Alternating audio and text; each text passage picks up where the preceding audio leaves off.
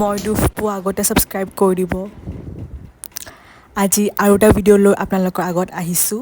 আজিৰ ভিডিঅ'ৰ টপিকটো হয় 5টা হেবিটছ, যোনটো আপোনালোকে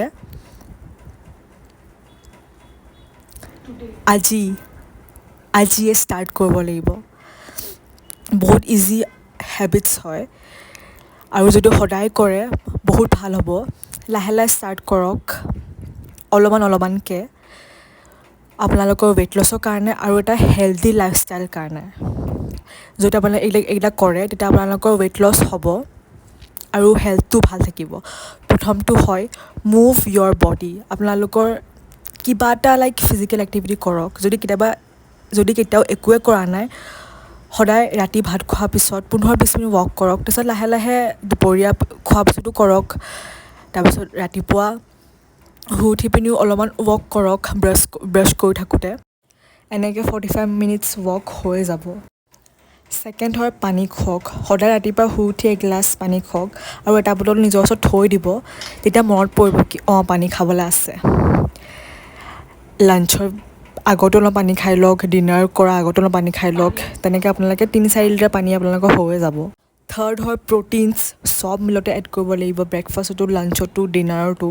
আৰু হোল ফুডছ মানে চব ভেজিটেবলছ, তাৰপিছত ফ্ৰুটছ সদায় খাবই লাগে। তাৰপিছত নাটছ আৰু লীন প্ৰ'টিনছ যোনবোৰ হয়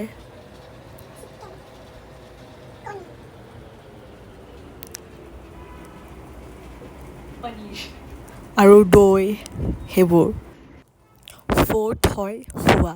শ্লীপ বহুত ইম্পৰ্টেণ্ট হয়।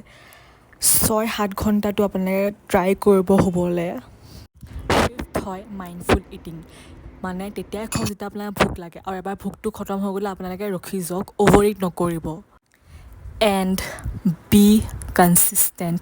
মই এতিয়া যেনেকৈ কনচিষ্টেণ্ট হয় বেয়া লিখিবৰ কাৰণে, তেনেকৈ আপোনালোকে কনচিষ্টেণ্টলি যদি এইটো সদায় কৰে, বেছি কৰিব নালাগে, লাহে লাহে অলপমানকৈ কৰক, তেতিয়া আপোনালোকে এটা হেল্ডি লাইফষ্টাইল জীয়াব আৰু ৱেইট লছো আপোনালোকৰ হোৱাত ইজি হৈ যাব।